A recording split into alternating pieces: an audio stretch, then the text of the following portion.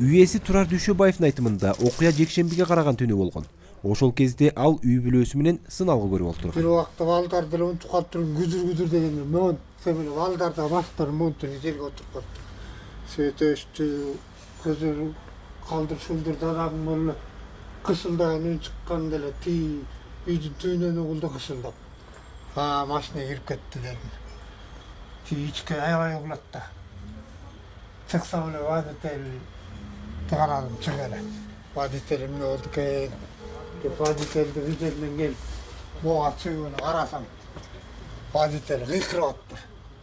Сөгүнүп сагынып мас мени чыгаргыла деп. Дүйшөбаевдин 3 баласы бар. Азыр анын үйүнүн бир топ жеринен жаракы кетти. Кулап калуу коркунучу бар. Облустук бийлик менен өзгөчө кырдаал адистери бул бүлөнү турагын таштап, башка коопсуз жерге көчүүнү талап кылышты. Бирок балдардын жөлөк булу менен күн көргөн. Жону жукка бул бүлө азыр кайда барарын билбей турган чагы.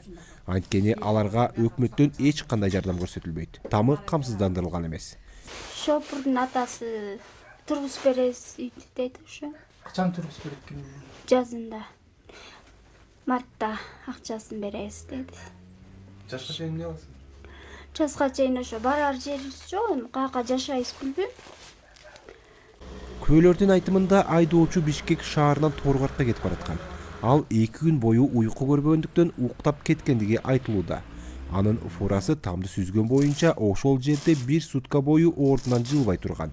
Кырска кабылган айдоочу азыр Нарын облустук оорукананын кайра жандандыруу бөлүмүндө. Биякта деген бияк кызмат керек, тиги кызмат керек, үйүнө эс чыгат деген андай эметпей эле, биякта деген көмөктөшүп, бири-бирибизге жардамдашып чыгарыш керек да. Сиздердин милдетиңизге киребийби? Ушул чыгарыш керек деген жер. Жок, биздин милдетке кирбейт. Бул окуя турак жайлардын коопсуздугу жана камсыздандыруу маселесин көтөрдү. Эгер бул үй камсыздандырылган болсо, анда 1 миллион сомго чейин кенемди алмак. Эки түр менен кетет да. Милдеттүү камсыздандыруу жана ыктыярдуу камсыздандыруу. Жана сиз айтып аткан ыктыярдуу камсыздандырууга ал адам эмнесин кааласа. Жана канча сомго чейин бааласа. Жана кайсы кырсыктардан, кайсы бир коркунучтардан, рисктерден коркуп атат, ошолорго жараша сүйлөшүлүп, атайын тарифтер бар, ошолго жараша тарифтер коюлуп, анан акчасы төлөнүп, анан ошого камсыздандырылат да. Нарын облусунда 55 миңден ашык турак үй бар. 2018-жылга карата анын 4 миңдей гана милдеттүү камсыздандыруудан өткөн. Ал эми турагын ыктыярдуу түрдө камсыздандыргандардын өткөн жылдагы көрсөткүчү болгону 60-ты түзөт. Ушул күнгө чейин аталган уюмдан 12 бүлө 781 миң сом өлчөмүндөгү жардамдарды алган. Мирлан Кадыров, Азаттык, Нарын.